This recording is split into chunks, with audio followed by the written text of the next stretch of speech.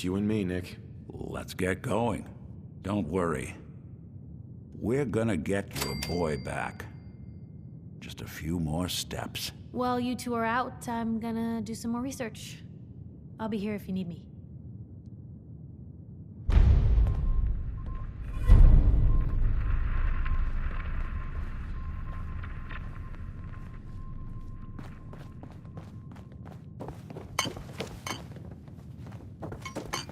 Never thought a reporter could consider themselves a success until someone threatened their life. Me? I'm very successful.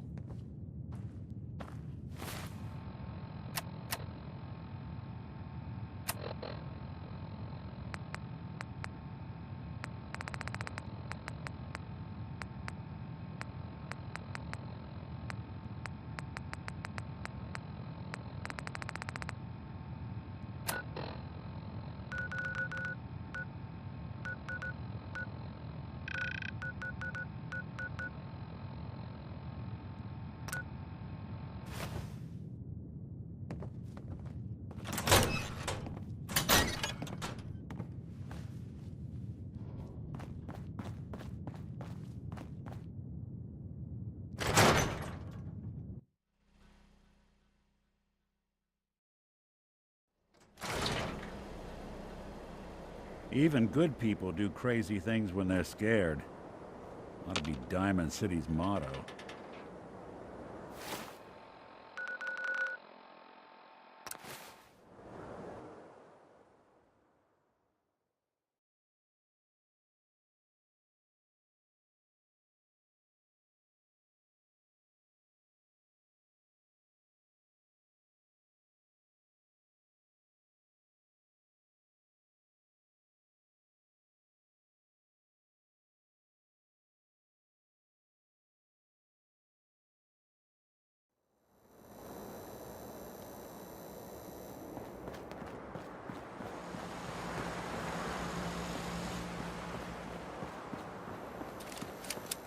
Brotherhood of Steel. Better stay out of good neighbor. All I'm saying.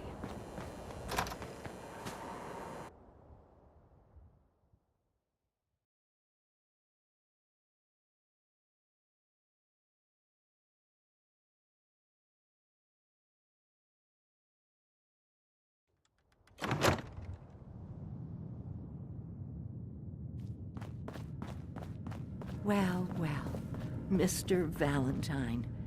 I thought you had forgotten about little old me. May have walked out of the den, Irma, but I'd never walk out on you. Amari's downstairs, you big flirt. Here for Amari, she's downstairs. Excuse me. Whatever you and Nick are up to, I don't need to know. Just don't let the big metal softy hurt himself, all right?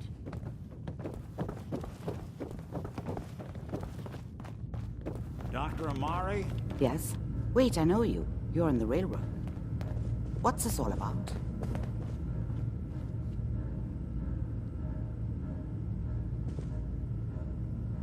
You're the one who can extract memories from a brain, right? Normally, we only allow our clients to experience their own memories.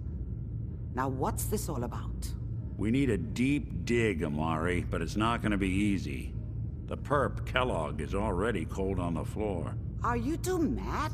Putting aside the fact that you're asking me to defile a corpse, you do realize that the memory simulators require intact, living brains to function. I mean, technically, the corpse was defiled already. This dead brain had inside knowledge of the Institute, Amari. The biggest scientific secret of the Commonwealth.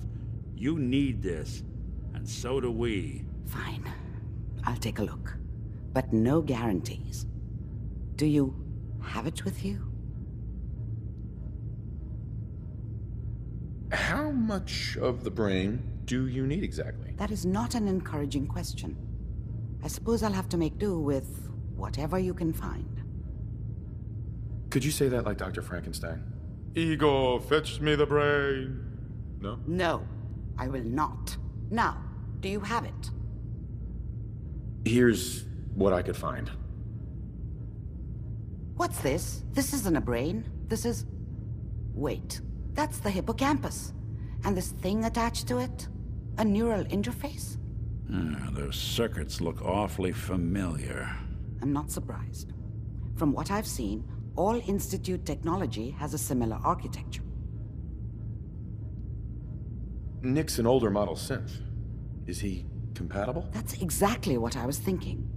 If we are lucky, it should hook right in.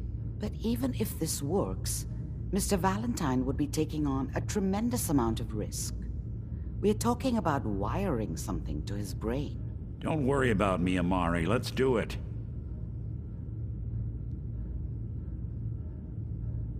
We should try plugging you into a toaster next. Fresh toast. It's nice to know that even when I'm about to have a foreign object shoved into my noggin, you find new horrible ways to laugh at my expense. Whenever you're ready, Mr. Valentine, just sit down. If I start cackling like an old grizzled mercenary, pull me out, okay? Let's see here. I need you to keep talking to me, Mr. Valentine. Any slight change in your cognitive functions could be dire. Are you feeling any different? There's a lot of flashes. Static. I can't make sense of any of it, Doc. That's what I was afraid of. The mnemonic impressions are encoded. It appears the Institute has one last failsafe. There's a lock on the memories in the implant.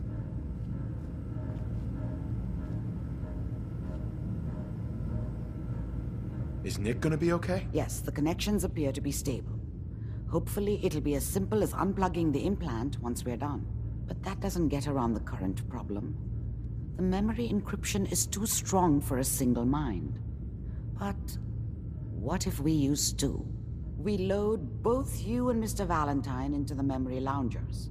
Run your cognitive functions in parallel. He'll act as a host, while your consciousness drives through whatever memories we can find.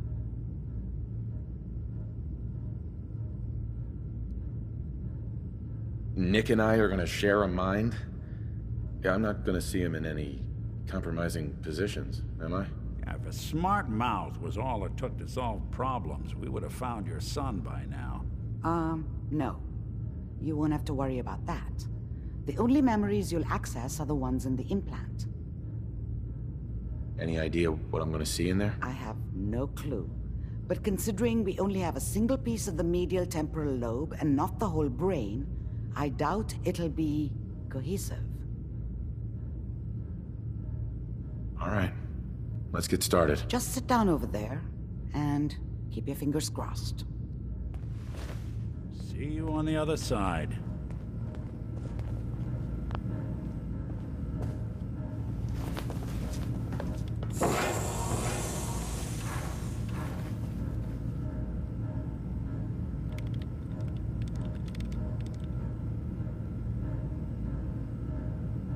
Initiating brainwave migration between the transplant and the host. Mnemonic activity coming from the transplant. It's degenerated, but it's there. We're going to load you into the strongest memories we can find. They might not be stable. Just hold on.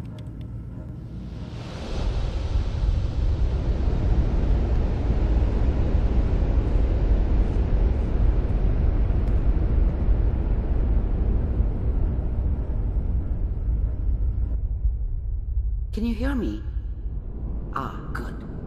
The simulation appears to be working, although the memories are quite fragmentary.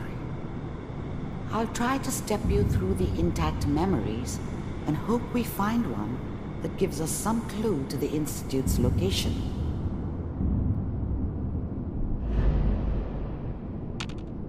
There. This is the earliest intact memory I can find.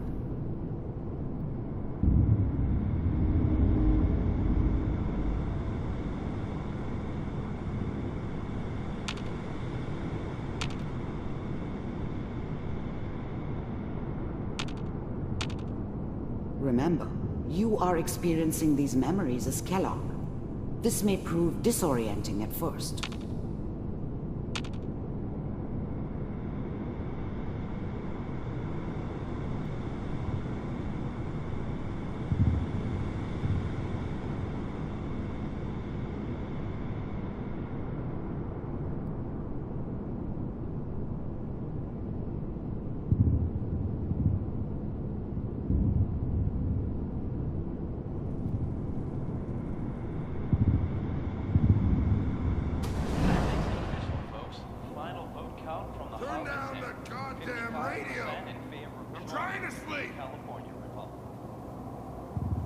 25 states have now signed on, which means that as of this moment, we are all citizens of the new California Republic.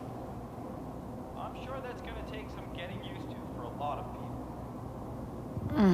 What a joke. Waiting for this day. What's it mean, Mom? Nothing, Connie. People like to talk and hope someone else is going to keep them safe. Teacher at school said the NCR would bring back the good old days. Like before the big war. Don't you listen to that twaddle. I'm going to stop sending you if that's what they're teaching you. I'm going out.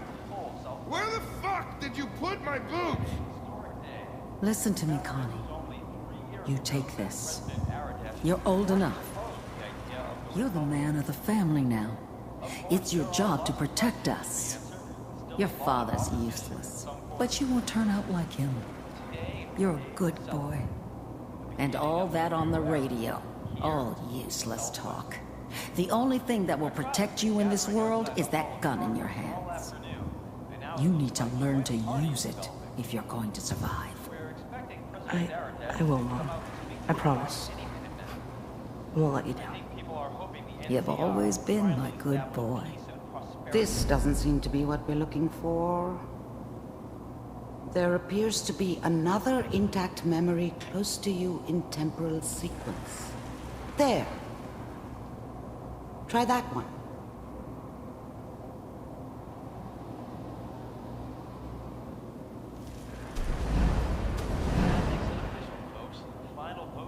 Turn down the goddamn radio.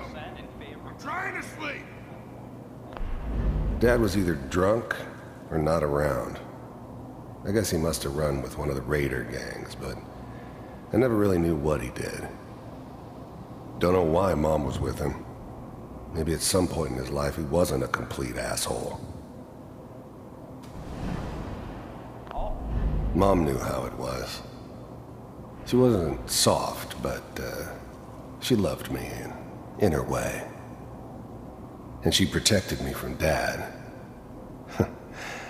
That cost her more than a few beatings.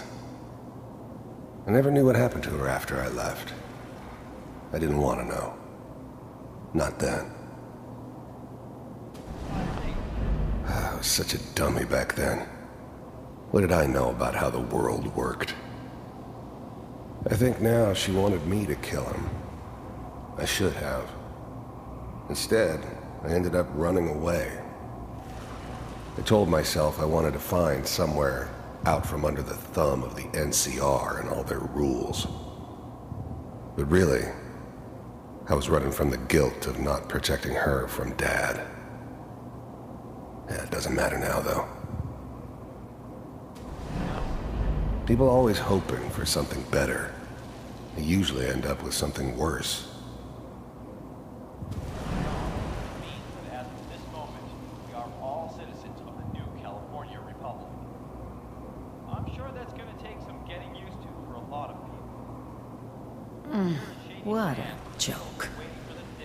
What's it mean, Mom? Nothing, Connie. People like to talk and hope someone else is going to keep them